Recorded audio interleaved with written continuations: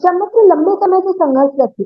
अपनी समस्याओं के लिए प्रधानमंत्री से भी मुलाकात करने की कोशिश की, उनसे कुछ लोगों की मुलाकात भी हुई, अधिकारियों का दरवाजा खटखटा, लेकिन शिक्षा मित्रों की समस्याओं का हल नहीं हो पाया। और अब शिक्षा मित्र सुप्रीम कोर्ट का दरवाजा खटखटा रहे हैं। अब वो सुप्रीम कोर्ट गए हैं और अपनी समस्याओं के हल के लिए वहां पे अर्जी लगा रहे हैं। अब हमारे साथ है पवन गोलिया जी, हम उनसे बातचीत करेंगे और जानेंगे कि क्या है ये पूरा मामला। पवन जी, हमारे चैनल पर आपका बहुत बहुत स्वागत है। जी धन्यवाद, आपका भी बहुत धन्यवाद। मैं आपसे जानना चाहूंगी कि आइए क्या है इसका पूरा विवरण आप दीजिए। जी, ये जो एक देवेश शर्मा है, बीएड के अभ्यर्थी, ये 11 अगस्त 2023 को माननीय सर्वोच्च न्यायालय का एक फैसला आया कि प्राथमिक विद्यालय में जो 28 जून 2023 को भारत सरकार के राजपत्र के आदेश पर एनसीटी ने बीएड अभ्यर्थियों को प्राथमिक विद्यालय में पढ़ाने के लिए पात्र बनाया और वो माननीय सर्वोच्च न्यायालय ने उस नोटिफिकेशन को रद्द कर दिया 11 अगस्त 2023। और जब वो 11 अगस्त 2023 को रद्द हुआ तो पूरे देश के कुछ नोटिफिकेशंस पर चयनित बीएड अभ्यर्थी जो असिस्टेंट टीचर की नौकरी पर चयनित हुए थे, उनकी जो नौकरी है वो खतरे में पड़ गई 11 अगस्त 2023। क्योंकि वो नोटिफिकेशन रद्द हो गया जिससे प्राथमिक विद्यालय में उनको पात्रता दी गई थी एनसीटी के माध्यम से सारे स्टेट में, तो वो नोटिफिकेशन रद्द हो गया। नोटिफिकेशन रद्द होने के कारण प्राथमिक विद्यालय से जो बीएड अभ्यर्थी थे वो बाहर हो गए। अब ये सारे स्टेट में धीरे धीरे जो चयनित बीएड थे वो बाहर हो रहे थे। तो मध्य प्रदेश में भी यही बीएड बीएड वर्सेस और बीटीसी की जो लड़ाई थी वो उच्च न्यायालय मध्य प्रदेश में चल रही थी। देवेश शर्मा एक क्लियरिफिकेशन लेकर गए दोबारा माननीय सर्वोच्च न्यायालय में। तो वो उस क्लियरिफिकेशन को ये स्पष्ट करना चाहते हैं कि 11 अगस्त 2023 का जो फैसला है वो कब से लागू होगा और किस प्रकार लागू होगा। तो ये मध्य प्रदेश सरकार ने अपनी एक याचिका वो टैग कराई वहां, और ये स्पष्ट हुआ कि प्राथमिक विद्यालय से जो चयनित बीएड है वो अपात्र हैं, और अपात्र उनको प्राथमिक विद्यालय की जो उनकी चयनित सहायक अध्यापक की नौकरी थी वो जाने की 100 के 100% संभावना बन गई है। अब विषय आया कि जो राज्य सरकार बीएड चयनित के जो एडवोकेट थे माननीय सीनियर एडवोकेट और भारत सरकार के जो अधिवक्ता हैं माननीय तुषार मेहता जी, उन्होंने माननीय सर्वोच्च न्यायालय से ये अपील करी कि भाई बीएड, ये तो सच है कि भाई प्राथमिक विद्यालय में बीएड पात्रता नहीं रखता, लेकिन चूंकि पहले से ही देश में बहुत बेरोजगारी है और बेरोजगारी होने के कारण इनकी नौकरी यदि हटाई जाएगी तो और ज्यादा बेरोजगारी बढ़ जाएगी।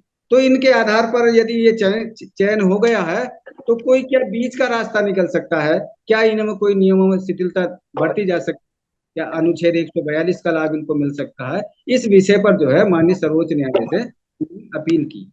इसी माननीय सर्वोच्च न्यायालय ने जो आर्गूमेंट पर मतलब अपना आदेश दिया है, अभी इसका 1 अप्रैल को और आना है, अब 1 अप्रैल की डेट लगी है कि भाई अगर ये ब्रिज कोर्स नहीं कर रखा उन्होंने तो क्या उनको ब्रिज कोर्स कराया जा सकता है। तो प्राथमिक विद्यालय में बीएड और सॉरी डीएल बीटीसी अभ्यर्थी उनके विरुद्ध में लड़ रहे हैं, तो क्या कोई बीच का रास्ता निकल सकता है क्या? अब जो प्राथमिक विद्यालय में जितने भी स्टेट हैं उसमें कितनी सहायक अध्यापक की वैकेंसी है। तो अब शिक्षा मित्रों को जब चारों तरफ से निराशा मिली, माननीय सरकार से भी अपील करने के बाद भी निराश थे, तो हम लोगों ने सोचा कि अगर कोई बीच का रास्ता बीएड के लिए निकाला जा सकता है, क्योंकि उनको अनुच्छेद 21A के आधार पर अपात्र घोषित किया है। प्राथमिक विद्यालय में पढ़ाने के लिए जो बच्चों 6 से 14 वर्ष का बच्चों का मौलिक अधिकार है 21A भाग 3 में कि जो क्वालिटी एजुकेशन प्राप्त करना, वो प्राथमिक विद्यालय में जो चयनित बीएड हैं वो बीटीसी नहीं है, और जब बीटीसी नहीं है तो उनको पेडागोजी का ज्ञान नहीं है, तो इसलिए बच्चों को जो गुणवत्तापूर्ण शिक्षा दे नहीं दे सकते। तो इस आधार पर जो है शिक्षा मित्रों की नौकरी भी इसी आधार पर 6 से 14 वर्ष के बच्चों का जो मौलिक अधिकार था, उसके आधार पर ही रामशरण मौर्य का जो मामला था, उसको सहायक अध्यापक में जो चयनित हो गए थे शिक्षा मित्र बीटीसी थे, और माननीय सर्वोच्च न्यायालय ने ये नहीं माना था कि भाई ये जो है बीटीसी प्रशिक्षित हैं, जबकि ये माना था कि ये इंटर पास हैं। जबकि उस समय भी ये सारे लोग जो है, जो एनसीटी का मानक था बीटीसी और स्नातक, उस समय भी ये अपनी नियुक्ति के समय, अपने समायोजन के समय भी एनसीटी की तमाम सारी योग्यता जो मानक था उसको पूरा करते थे। लेकिन चूंकि माननीय सर्वोच्च न्यायालय में पर्याप्त मात्रा में जो उनके आर्गुमेंट थे राज्य सरकार के और उनके वकीलों के, वो या तो नहीं प्रस्तुतिकरण कर पाए, या कुछ ऐसे जाने अनजाने में छूट गए होंगे। तो हमारा कहना है कि यदि कोई भी नियमों में शिथिलता दी जा सकती है बीएड को, जो बीएड है, तो यदि उनको दी जा सकती है, तो जो 1,37,000 लोग चयनित हो गए थे जिन्होंने 3 साल की नौकरी कर ली है, उनके साथ भी जो मानवीय व्यवहार है और जो भी कोई नियमों में शिथिलता दी जा सकती है, तो उनको भी पुनर्विचार कर लिया जाए। ये इस आधार को हम लोगों ने आईए डाली है, और आईए के माध्यम से हम लोग अपनी बात रखेंगे। वो अलग बात है कि माननीय सर्वोच्च न्यायालय हमको कितनी प्राथमिकता देता है और कितनी हमारी बात सुनता है, लेकिन हमारी अपील रहेगी कि हम लोग अपनी बात को सार्थक रूप से और संवैधानिक प्रक्रिया के तहत अपनी बात रखने का हमारा राइट्स है, ये हम कार्य कर रहे हैं।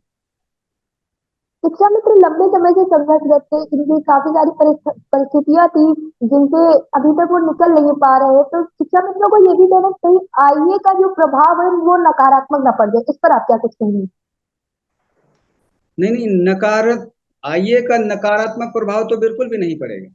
ये हम स्पष्टता से कह चुके हैं कि हमारा समायोजन रद्द जो है, माननीय सर्वोच्च न्यायालय के डबल बेंच की पीठ ने किया है, सर्वोच्च न्यायालय ने।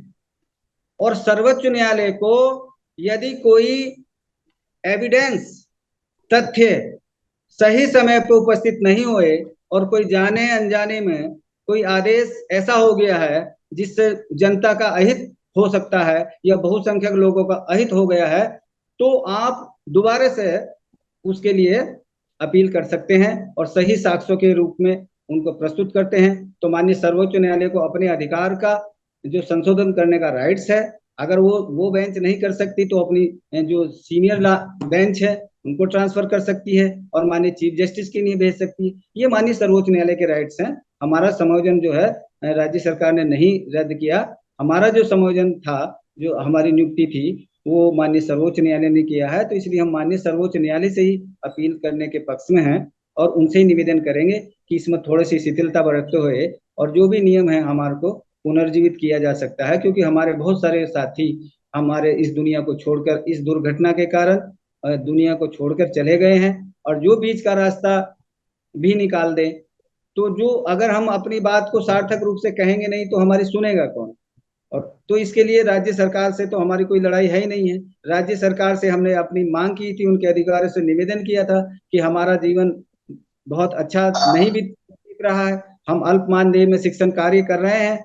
तो निवेदन अभी हमारा स्वीकार नहीं हुआ है और चुनाव के बाद हम फिर प्रयास करेंगे। ऐसा हमारे सीनियर साथी जो प्रयासरत हैं, उसमें हमें कोई दिक्कत होने वाली नहीं है। ये मैं पूरे आश्वासन के साथ आपको कहना चाहता हूँ। शिक्षा मित्रों के ऊपर सोशल मीडिया का बहुत प्रभाव पड़ रहा है। सोशल मीडिया पे बहुत तरह की बातें होती है, जिसमें बातें कुछ नकारात्मक भी होती है और सकारात्मक भी होती है। तो आप शिक्षा मित्र साथियों को क्या संदेश देना चाहेंगे? शिक्षा मित्र साथियों, देखो अलग अलग चैनल बने हैं यूट्यूब, लोग फर्जी न्यूज भी निकालते हैं। तो शिक्षा मित्रों को कंफ्यूज कर रखा है। कोई कोई सूत्र बताता है, कोई अलग अलग चैनल ये बताते हैं आपका समायोजन होने वाला है, आप बहाल होने वाले हैं। तो ये तो बात सच्चाई है कि शिक्षा मित्र डिस्टर्ब हो चुका है और वो कोई उसको अच्छी कोई पॉजिटिव खबर नहीं मिल रही। लेकिन एक ये बात है कि सोशल मीडिया के अलावा या आपको अपनी बात कहने का इससे उत्तम रास्ता भी कोई है नहीं फिलहाल। अगर इससे उत्तम कोई रास्ता मिलेगा तो हम उसका उपयोग करेंगे। लेकिन ये बात सत्य है कि सोशल मीडिया में लोगों ने जो है झूठी खबर फैलाकर, झूठी अफवाह फैलाकर लोगों को कंफ्यूज कर दिया है, इसलिए उन्हें सच बात का भी अभी विश्वास नहीं आता। तो ज्यादातर शिक्षा मित्रों का कोई दोष नहीं है, क्योंकि वे पीड़ित हालात में हैं और परेशानी में अपनी जीविका जी रहे हैं। तो क्या अच्छा है क्या बुरा है, इसे समझने के लिए उनके पास इतना समय भी नहीं है। और जो चतुर चालाक लोग हैं वो हमेशा गुमराह करते हैं। तो मैं अपने साथियों से यही कहना चाहता हूँ कि धैर्य रखिए, हम लोग प्रयास कर रहे हैं, और साथी भी जो लोग हैं वो प्रयास ही कर सकते हैं। और प्रयास की सफलता जिस दिन मिलेगी उसी दिन हमें शांति मिलेगी, नहीं तो फिर हमारे जीवन तो अधूरा, बेहतर जीवन हम लोग जीने में असमर्थ हैं अभी। और सबसे मैं अपने साथियों से कहना चाहता हूँ कि 1 अप्रैल को जो चर्चा होगी माननीय सर्वोच्च न्यायालय में, जो आर्गुमेंट होंगे वो सिर्फ यही होंगे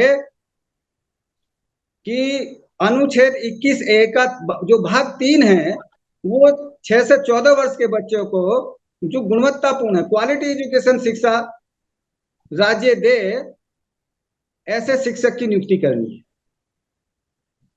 मतलब गुणवत्तापूर्ण शिक्षा को मेंटेन करना है। अब आप बताओ, जो बीटीसी प्रशिक्षित शिक्षक हैं और अल्प मानदेय में शिक्षण कार्य कर रहे हैं, तो अनुच्छेद 21A का कैसे पालन कर सकते हैं जब उनकी आर्थिक स्थिति अच्छी नहीं है, उनकी सामाजिक स्थिति अच्छी नहीं है।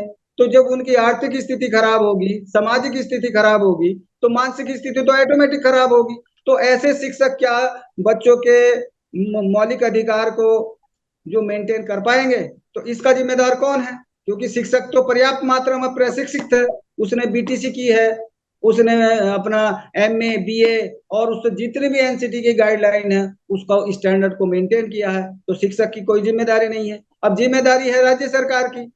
तो राज्य सरकार जो है, अगर उनको उनकी गुणवत्ता को मेंटेन करना चाहती है और बच्चों के मौलिक अधिकारों को सुरक्षित करना चाहती है, तो जो शिक्षा मित्र है उनको तमाम सारा जो जो अन्य और शिक्षक हैं उनके वेतन के बराबर ही उनको वेतन देना चाहिए। और जो उनमें शिक्षा मित्रों की भूल चूक हुई है, चाहे माननीय सर्वोच्च न्यायालय से हुई है या माननीय राज्य सरकार से, अपनी राज्य सरकार से, उनको संशोधित करके उनके जीवन को बेहतर बनाना चाहिए, ऐसी हमारी मांग है। तो हम लोग तो प्रयास ही कर सकते हैं, और अगर प्रयास भी नहीं करेंगे तो तभी कुछ नहीं मिलेगा, और प्रयास करेंगे तो शायद कुछ मिल जाए। तो एक शिक्षक का ये कर्तव्य है कि जो है उसको अपना बेहतर प्रयास करते रहना चाहिए, अपने बच्चों का भी जीवन बचाते रहना चाहिए, और अपना भी जीवन के लिए, अपने परिवार के जीवन के लिए भी संघर्ष करना चाहिए। एक एक अच्छा शिक्षक यही कर सकता है, बार बार निवेदन कर सकता है, सही को सही कह सकता है और गलत को गलत कर सकता है। इससे ज्यादा शिक्षक क्या कर सकता है? और जब हम लोग शिक्षक है ही हैं, हमारी समस्या तो ये है कि हम लोग जो है वेतन विहीन लोग हैं। और वेतन विहीन लोग जब आर्थिक असमानता और सामाजिक असमानता के शोषण के शिकार हैं, तो क्या करें? हमारे पास कोई अच्छा रास्ता नहीं है। तो हमने माननीय सर्वोच्च न्यायालय से एक बार और पुनः निवेदन करने की ठानी है कि भाई जो है हमारे साथ जो भी घटना होगी, अगर आप हमारे साथी हैं बीएड वाले, वो भी प्राथमिक विद्यालय पढ़ाने के लिए पात्र नहीं है, यदि उनकी पात्रता आप स्वीकार करते हैं, उनकी नौकरी बचाते हैं, तो हमारी भी नौकरी बचा लीजिए। और नहीं तो जो नियम संगत होगा, जो नियम संगत होगा, प्राथमिक विद्यालय से 1 लाख से ज्यादा चयनित शिक्षक बीएड हैं वो बाहर होंगे, और बाहर होंगे तो वो नया विज्ञापन निकलेगा, नया विज्ञापन लेगा, जो उसमें पात्रता रखते होंगे उसमें आवेदन करेंगे। इसमें हमें ये भी कोई दिक्कत नहीं है। अटल टीवी से जुड़ने के लिए धन्यवाद।